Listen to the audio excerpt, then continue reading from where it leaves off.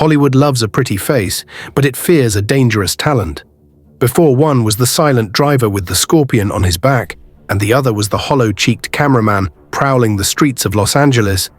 They were just two young actors trying to break out of the boxes the industry put them in. One was a former Mouseketeer trying to shed the Disney ears. The other was a Hollywood legacy kid trying to prove he wasn't just riding his family's coattails. Welcome to Swain Movie Minute. Today we are counting down the top 10 movies that defined the rise of two of the most intense, versatile and magnetic actors of their generation, Ryan Gosling and Jake Gyllenhaal. We aren't just listing their blockbusters, we are tracking the evolution. We are looking for the indie darlings, the psychological thrillers, and the romantic epics that transformed them from promising young actors into the titans of modern cinema. Number 10. The Shock to the System. The Believer, 2001. And God said to Avram, take yourself away from your land, away from the place you were born. Imagine going from the Mickey Mouse Club to playing a Jewish neo-Nazi. That is the definition of a career pivot. Ryan Gosling didn't just want to distance himself from his child actor past, he wanted to incinerate it.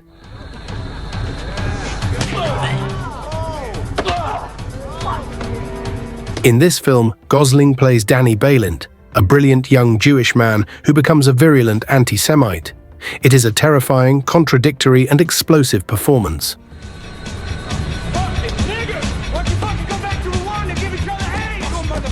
This movie made zero money at the box office, but it set Sundance on fire.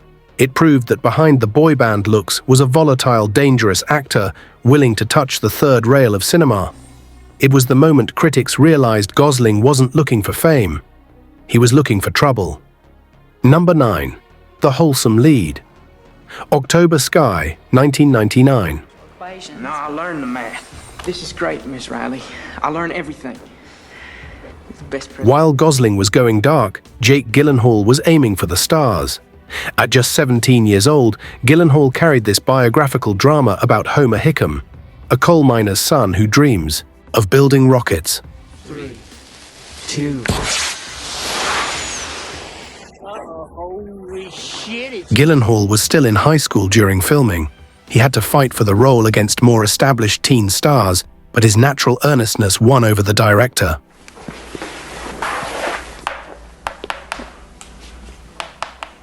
This was the proof of concept. Gyllenhaal displayed a vulnerability and a burning intelligence that separated him from the typical teen heartthrobs of the 90s. He wasn't playing the cool kid, he was playing the dreamer. It established the emotional foundation that he would later twist into darker shapes. Number 8. The Mainstream Pivot. Crazy, Stupid Love, 2011. Just gonna write domestic disturbance all clear. Thank you, officer. For a decade, Ryan Gosling was the sad indie guy. He played drug addicts, loners, and outcasts. Then he put on a suit, ate some pizza, and became the coolest man on the planet. I don't know if it's gonna work out. I don't know what's gonna happen. Playing Jacob Palmer, the smooth-talking pickup artist, Gosling didn't just show up. He stole the movie from comedy giant Steve Carell. Hi. Who looks like a carrot? Conan O'Brien. My friend. That famous scene where Emma Stone exclaims that he looks like he's photoshopped? That wasn't a body double. Gosling underwent a brutal training regimen to achieve that physique, effectively rebranding himself overnight from a skinny indie actor to a global sex symbol. This movie proved he could be funny, charming, and commercially viable without losing his edge. Number 7. The Intensity Shift. Prisoners, 2013. I just say, in the parking lot, before you grab me off. This is where the Renaissance truly begins. After a few years of trying to be a blockbuster action star in movies like Prince of Persia, Jake Gyllenhaal stripped it all back to play Detective Loki. That's my husband. This isn't your standard cop role. Loki is twitchy, tattooed, and exhausted. Gyllenhaal creates a character who says very little but conveys a history of violence and obsession with every glance. Why are you following me? Get in the car. The excessive blinking, that was Gyllenhaal's idea. He decided that the character should have a facial tic to show his repressed anxiety. The other director, Denis Villeneuve, loved it.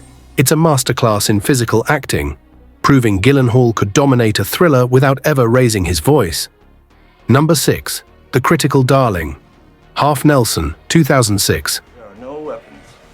There are no WMD programs. There is nothing. They do the PIPA study, the university. If the believer was the spark, Half Nelson was the fire. Ryan Gosling plays an inner-city history teacher who is a crack addict. It sounds like a cliché, but in Gosling's hands, it was a revelation. Are you okay? Yeah. He plays the character with a heavy-lidded, mumbling naturalism that drew comparisons to a young Marlon Brando.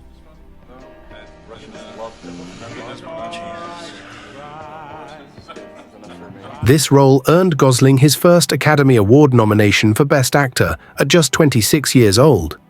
It solidified his reputation as the actor's actor. He wasn't interested in being a hero.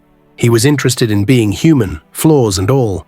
He lived in a tiny apartment in Brooklyn on a shoestring budget, just to get this movie made, proving his dedication to the craft was absolute.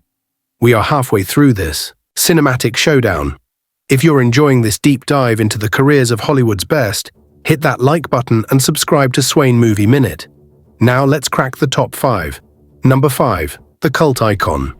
Donnie Darko, 2001.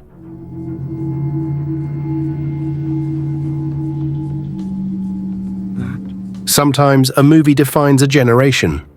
For Jake Gyllenhaal, this was the role that made him the patron saint of the weirdos.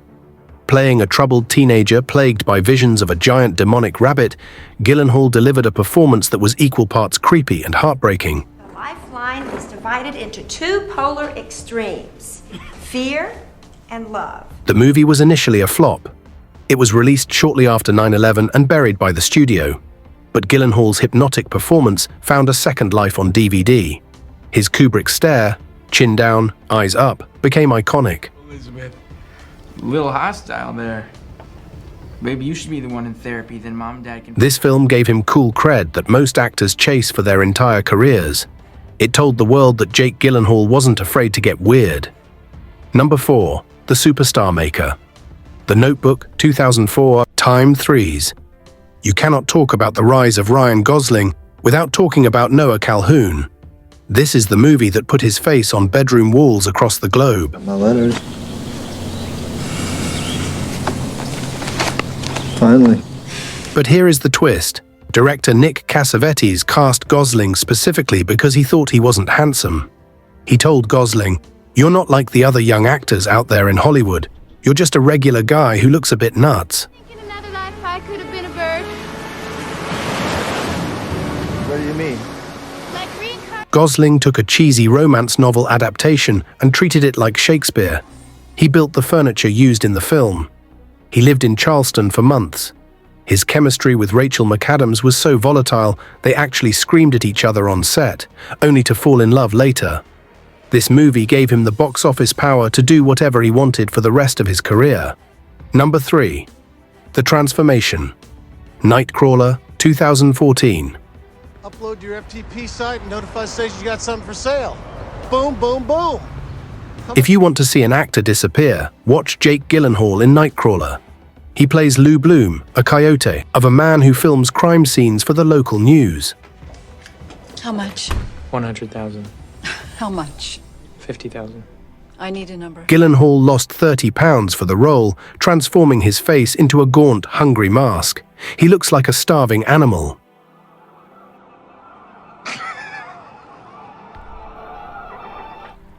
Gyllenhaal memorized the entire script like a play so he could speak the dialogue at a rapid-fire pace, never stumbling, making Lou Bloom sound like a corporate motivational speaker from hell.